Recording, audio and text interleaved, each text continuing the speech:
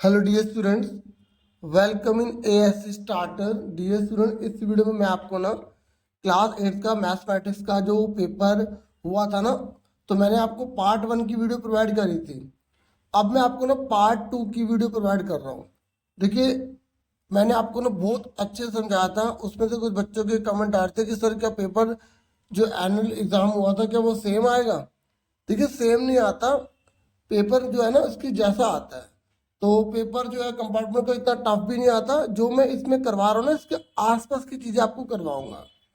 ठीक है, आपको ना बहुत ज्यादा बेनिफिट मिलेगा। आपने पार्ट 1 नहीं देखा तो आप पार्ट 1 पहले देखो, फिर पार्ट 2 अब देखना। ये जो मैं आपको दिखा रहा हूँ ना, ये मैंने सारे डिस्कस करके पेपर आपको दिखा रहा हूँ। ये वाले हमने कर लिए, तो मैं आपको डिस्क्रिप्शन में ना जो पार्ट 1 है वो प्रोवाइड कर दूंगा। ठीक है ना, तो आप अच्छे से समझिएगा। देखो, मैं ना जो पेपर है ना, ये पेपर के लिए नहीं करवा रहा, आपको पास करवा दूं तो उसको ध्यान में रखकर मैं क्वेश्चन करवा रहा हूँ। तो आपको पता ही है, मैंने खंड भाग का आपको पहला पार्ट करवा दिया था। इंग्लिश मीडियम हिंदी मीडियम दोनों बच्चे आप ध्यान से देख लें। अब मैं आपको ना आगे का करवा रहा हूँ। थर्ड क्वेश्चन देखो। देखिए, इस थर्ड क्वेश्चन में ना हमें एक्स स्क्वायर का कोफिशिएंट निकालना है। अब देखो, जो पहले वाला ए है ना, तो वो हमें ए से पता लगेगा, और दूसरे वाला में बाद वाले से पता चलेगा। देखो, हमें एक्स स्क्वायर का कोफिशिएंट निकालना है। एक्स स्क्वायर का हिंदी में बोलते हैं एक्स स्क्वायर का गुणांक, मतलब किस में गुणा हो रही है। तो आपके पास दो दे रखे हैं। ठीक है, एक आपके पास पहला वाला दे रखा है और एक आपके पास ये दूसरा वाला दे रखा है 3y - 2x स्क्वायर। तो आपको इन दोनों में क्या पता लगाना है? एक्स स्क्वायर का गुणांक पता लगाना है। तो पहले मैं पहले वाले का पता लगाता हूँ। आप बताओ, ये एक्स स्क्वायर के साथ ये क्या लिखा है? दो लिखा है ना, तो ए दो आ गया, क्योंकि पहले ए लिखा है तो पहले वाला आंसर पहले वाले का हो जाएगा। अब दूसरे वाला देखो, ये 3y - 2x स्क्वायर। तो इसमें एक्स स्क्वायर के साथ कितना है? -2 है, तो बी कितना आ गया? -2 आ गया। समझ में आ गया? बी कितना आ गया? -2 आ गया, हमारा आंसर आ गया। क्लियर हो गया ये अच्छे से? तो अब पहले वाले का हमारा 2 आ गया, दूसरे वाले का हमारा -2 आ गया। अब इससे बोले a + b करो, तो a + b की वैल्यू कितने? a की कितने? 2, b की कितने? -2। तो हमने a और b को दोनों को जोड़ा, तो हमारा कितना आ गया? 0 आ गया। प्लस में माइनस होता है ना, तो इस तरीके से हमारा आंसर क्या आ गया? 0 आ गया। ठीक है, अब मैं आपको ना और वाला क्वेश्चन करवा रहा हूँ। तो आपकी मर्जी, दोनों में से कोई भी करिए, लेकिन आप ये मत सोचना यही आएगा, इसके जैसा आ सकता है। तो ऐड करना ना, तो पहली जो इक्वेशन है वो पहले इक्वेशन लिख लेते हैं, ये लिख लेते हैं आराम से। अब एंड लिखा है, एंड ये हिंदी में और, इसकी जगह हम लिख देंगे प्लस, क्योंकि ऐड लिखा है। ठीक है, अगर सब्ट्रैक्ट हो तो माइनस लिख देते हैं। ठीक है, तो अब जो ऐड लिख रहे हैं, तो एंड की जगह हमने प्लस लगा दी, बाकी पूरी रकम सेम उतार दी। अब देखो, हम पूरी रकम बिल्कुल सेम उतार रहा हूँ मैं, आप ध्यान से देखिए। अब हम इसे क्या करेंगे? ऐड करेंगे। ऐड करने के लिए क्या करेंगे? सेम बिरादरी वाले को एक साथ लेंगे, ये 2x और ये 3x, दोनों साथ लिख लिए। ठीक है, उसके बाद 3y और -2y, ये दोनों एक साथ लिख लिए, क्योंकि वेरिएबल जो होते हैं ना, वेरिएबल उनको एक साथ लिखा जाता है। फिर -z + 3z।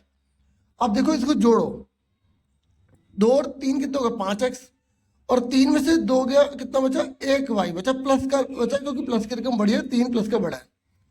ऐसे 3z में से 1z जाएगा तो 2z बचेगा। ठीक है, 3 में से 2 गया हमारा 1 आ गया, 3 में से 1 गया हमारा 2 आ गया। प्लस की रकम बड़ी है, इसलिए प्लस का साइन लगा रहे हैं। सुन रहे ना मेरी बात? प्लस की रकम बड़ी है, ऐसे ही ये दोनों प्लस के, तो प्लस के आया। इन तीनों को हमने ऐसे लिख देना, क्योंकि तीनों अलग अलग है। तो जब अलग अलग होते हैं तो फिर हमें वैसे ही सेम उतार देना होता है। ये क्लियर हो गया? अब मैं आपको ना एक बुक दिखाता हूँ, जो आपकी बुक है ना, ये देखो, ये बुक है आपकी। तो आपकी बुक में जो 9 चैप्टर है, उसमें देखो ये क्वेश्चन दे रखे, तो आप इसकी प्रैक्टिस करो, क्योंकि देखो चैप्टर से ही क्वेश्चन आएंगे, टॉपिक बदलेंगे नहीं। ठीक है, क्वेश्चन चेंज हो सकते हैं, तो आप अच्छे से करो। देखो, ये एग्जाम्पल वगैरह जो दे रखे हैं ना चैप्टर 9 में, इन्हें अच्छे से कर लो। देखो, ऐड करना है आपको, वर्टिकल या हॉरिजॉन्टल किसी में भी आप ऐड कर सकते हो। जैसे इसमें इस तरीके से कर, आप इस तरीके से भी कर सकते हो। ये सारे क्वेश्चन आप अच्छे से प्रैक्टिस कर लो। ठीक है, मैं आपको पेज पर लेके दिखाता हूँ। देखो, यहाँ पर जितने भी सारे क्वेश्चन है ना, इन्हें अच्छे से करो। टर्म वाला है, जैसे यहाँ पे अब मैं आपको ना सेकंड पार्ट वाला बोलता हूँ। देखो, कोफिशिएंट क्या लिखा है ना, तो अभी मैंने आपको जो कोफिशिएंट करवाया था यहाँ पर, ये देखो, ये जो कोफिशिएंट करवाया था ये ऐसे देखा है। वहां पर हमें ये नहीं बोला था कि कौन सा कोफिशिएंट है, यहाँ पर मैं बोला था। ठीक है। और यहाँ पर ऐड वाला है, सब्ट्रैक्ट है, ये हमें देखना है कि आपको कौन सा इजी लग रहा है वो आप करो। मैं इसका ना सेकंड क्वेश्चन आपको करवाता हूँ। देखो सेकंड में बोला मोनोमियल बताओ, बाइनोमियल बताओ और ट्रिनोमियल बताओ। ठीक है, तो मोनोमियल उसे कहते हैं एक जना हो, अगर दो जने होते तो बाइनोमियल कहते हैं। अब मुझे बताओ एक्स प्लस वाई है तो इसे क्या बोलेंगे, बाइनोमियल बोलेंगे, क्योंकि इसमें दो जने हैं। समझ में आ गया, हिंदी में बोलेंगे द्विपद। ठीक है, अगला वाला मुझे बताओ कि अगला कौन सा होगा, अगर खाली एक्स लिख रहा हूं तो मैं, तो उसे बोलेंगे मोनोमियल, क्योंकि वो एक जना है। क्लियर हो गया। ठीक है, आपको बस पहचानना है। अगर देखो मैं लिख रहा हूँ x square plus 4y plus 3, तो ये क्या कहलाएगा, ट्रिनोमियल, क्योंकि तीन जने हो गए। अगर पावर देखी जाएगी ना, पावर, तो हम उसको बोलेंगे क्वाड्रेटिक। पर यहाँ पर हम पदों की बात कर रहे हैं, तो तीन जने तो त्रिपद हो जाएगा। अब मुझे बताओ ये कौन सा, देखो इसमें चार होगा तो ये अदर पोलिनोमियल हो गया। ठीक है, वो हमें यहाँ पे दिया नहीं है। एक है तो मोनोमियल हो जाएगा। ठीक है, अब देखो यहाँ पे कितने, दो हैं, तो ये बाइनोमियल हो गया। ये तीन है तो ट्रिनोमियल हो गया। ये दो, तीन है तो ट्रिनोमियल हो गया। ये दो है तो बाइनोमियल हो गया। इस तरीके से आपको आराम से कोई भी क्वेश्चन कर ले, क्योंकि मुझे लगता है कि इस बार मोनोमियल, बाइनोमियल या ट्रिनोमियल जो है वो आपको दे सकते हैं, आपसे पूछ सकते हैं। ठीक है, अब जैसे ऐड वाला क्वेश्चन है, मैं ये ऐड वाला करवाता हूँ आपको। देखो बहुत ही सिंपल है, इसके नाम से जीरो आएगा। तो फटाफट आप देखो, यहाँ लिखा है ए बी, ठीक है, उसके बाद माइनस का बी सी, फिर कोमा की जगह प्लस लगा देंगे, क्योंकि ऐड लिखा है। जैसे एंड की जगह हमने प्लस लगाया था ना, वैसे बी सी माइनस सी ए लिखा, प्लस लगा के यहाँ पे सी ए माइनस क्या लिख दिया हमने, ए बी लिख दिया। तो इस तरीके से ए बी से ए बी कट जाएगा, या घटा दो जीरो बचेगा, काट दो, आपकी मर्जी है। इस तरीके से जीरो आंसर आ गया। आप अच्छे से सारी प्रैक्टिस करो, अगर आपको सच में स्कोर करना है, अच्छे से नंबर लाने हैं, तो ये सारे अच्छे से प्रैक्टिस कर लो। अब मैं आपको करवा रहा हूँ फोर्थ क्वेश्चन, देखो आप ध्यान से। देखिए फोर्थ क्वेश्चन जो है ना, इसमें बोला है कि एक पर्स का अंकित मूल्य 1200 रुपये है और शशि ने इसे 720 में खरीदा है, तो शशि को कितने % छूट मिली। ठीक है, देखो अगर आपको ना डिस्काउंट निकालना हो ना, छूट निकालनी हो, तो आपको पता क्या करना है, जिसकी बात कर रहा है उसे ऊपर, यानी कि जितना डिस्काउंट है उसे ऊपर लिखना है, और नीचे अंकित मूल्य यानी कि मार्केट प्राइस को नीचे लिखना है। मल्टीप्लाई में हम 100 कर देंगे। समझ में आ गया आपको कैसे करना है। देखिए डिस्काउंट मतलब बट्टा, इसको हम छूट भी बोल सकते हैं। तो अगर आपको बट्टा निकालना है ना, या डिस्काउंट निकालना है, छूट निकालनी है, तो बट्टा ऊपर, बाजार मूल्य नीचे, गुणा में आप 100 लिख देंगे। देखिए मैं आपको जो अच्छे समझाना चाहता हूँ ना, आप ध्यान से समझिएगा। इंग्लिश में मार्केट प्राइस लिखा है 1200 रुपये, और जो शशि है ना उसने 720 में उसे लिया है। 1200 की चीज 720 में ली है उसने, तो उसको छूट कितनी मिली, तो 1200 में से 720 हम घटा देंगे, तो हमारे पास कितने रुपये आ जाएगा, तो 0 10 में से 2 गए 8, 11 में 7 गए, हमें कितने बचे, 4 बचे। तो 480 रुपये की उसे छूट मिली। ठीक है, तो वो 1200 में अगर कोई चीज थी, 720 में उसने ऐसे खरीदी, तो उसे कितने रुपए छूट मिल गई, 480 मिल गई। तो अगर हमें बट्टा निकालना, डिस्काउंट परसेंट निकालना है, तो 480 ऊपर लिखेंगे, शुरू की वैल्यू जो है ना नीचे लिखेंगे। ठीक है, छूट निकाली ना मैं, तो शुरू की वैल्यू कितनी है, 1200 रुपये। हमेशा शुरू की वैल्यू नीचे लिखना। तो कितना आएगा यहाँ पर, 1200 नीचे, 100 ऊपर आ जाएगा। तो अगर हम इसको सॉल्व करेंगे, तो हमारा जो आंसर है वो आएगा 2 0 कट गई, 12 से 4 पर कट जाएगा, 12 से कट। ठीक है, तो हमारा कितना है, 40% आ जाएगा। ठीक है, 12 से कट डाल 0 का 0 लगा दूं। क्लियर हो गया ना। देखो ये 4 आ गया और ये 0 आ गया, तो हमारा आंसर कितना आ गया, 40% आ गया। तो हमें कितना डिस्काउंट मिला, 40%। देखो 1200 की चीज थी ना, तो 720 में मिल रही थी। मतलब अगर आपके एग्जाम में परसेंटेज वाला कोई क्वेश्चन आता था, तो आपको क्या करना, जैसे किसी बच्चे के नंबर आए 40 से 15, तो परसेंटेज निकाले, तो 15/40 गुणा में 100 लिख देंगे। आए समझ। जैसे यहाँ पे मैं 1200 में अगर उसके 200 है, तो 1200 में से 200 है तो गुणा में 100, मतलब परसेंटेज निकालने के लिए जितना डिस्काउंट होता है, जिसकी हम बात कर रहे हैं ऊपर, टोटल नीचे।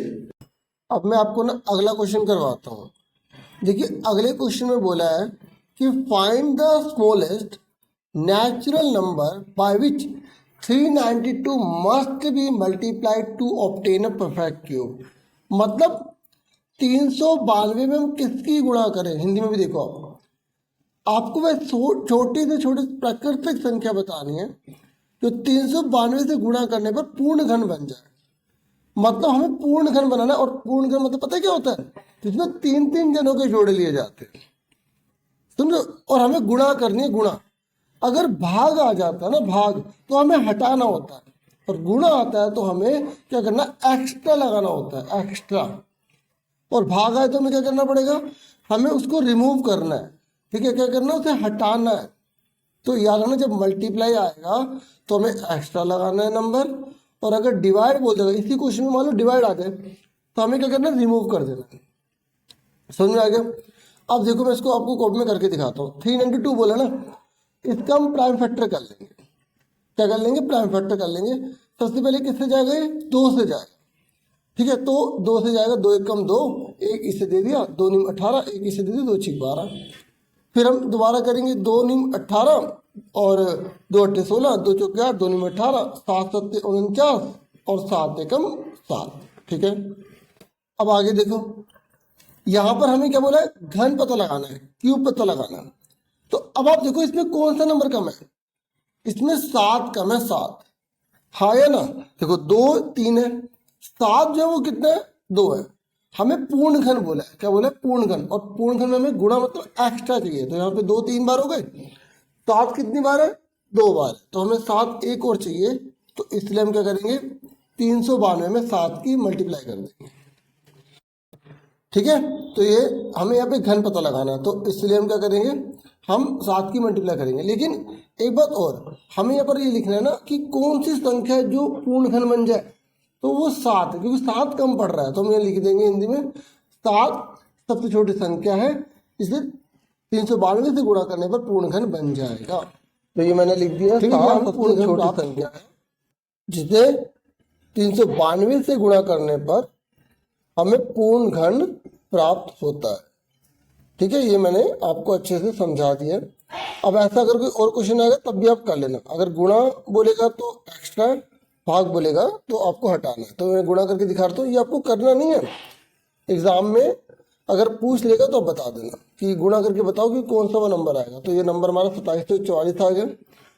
अगर हमसे पूछेगा 2744 का घनमूल निकालो, ये मैं एक्स्ट्रा 7 के साथ करवाता हूँ ना, तो 2744 का अगर घनमूल बोलेगा तो इसके सारे प्राइम फैक्टर लिख दो, ऊपर से देख के लिख दो। 7 की मल्टीप्लाई करिए, 7 एक्स्ट्रा लिख दिया। अब 3 में से एक बाहर निकालो, 3 में से कितना निकालेंगे, बाहर।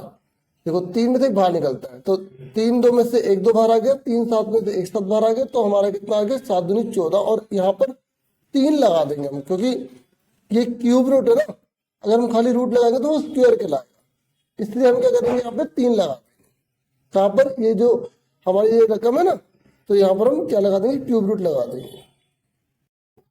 तो ठीक है, ये आपको अच्छे समझ में आ गया। 7 एक कम पड़ रहा था, 7 आ गया। तो इसी का तो मतलब होता है क्यूब, परफेक्ट क्यूब, जिसमें 3 3 के जोड़े बनते हैं, ठीक है। अब मैं आपको बुक में दिखा देता हूँ, थोड़ा बुक का देख लेते हैं।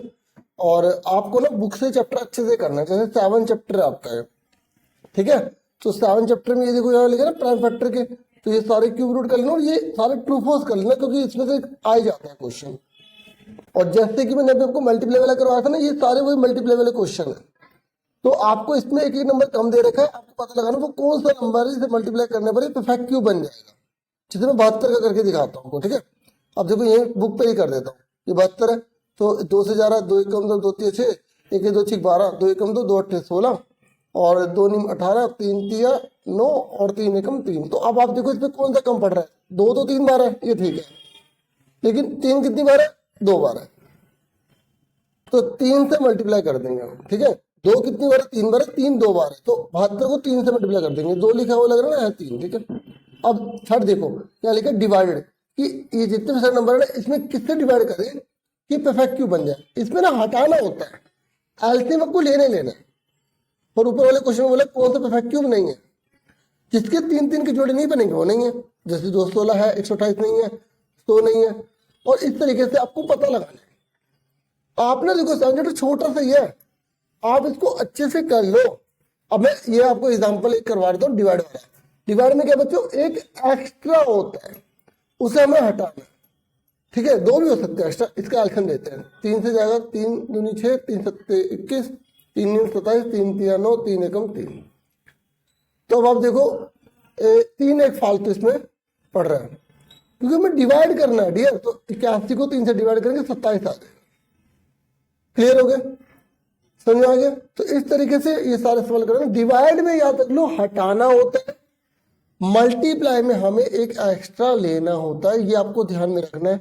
और ये वाला क्वेश्चन देखो चौथा, ठीक है, इसमें बोला हमें कितने और क्यूब चाहिए, नीड बोल रहा है, नीड मतलब हमें मल्टीप्लाई करनी है। तो अब आप बताओ कितने कम पड़ रहे हैं, 5, एक कम 5 पड़ रहा है तो 5 मल्टीप्लाई, 2 कितने कम पड़ रहे हैं, 2 कम पड़ रहे हैं तो 2 मल्टीप्लाई 2 लिख देंगे।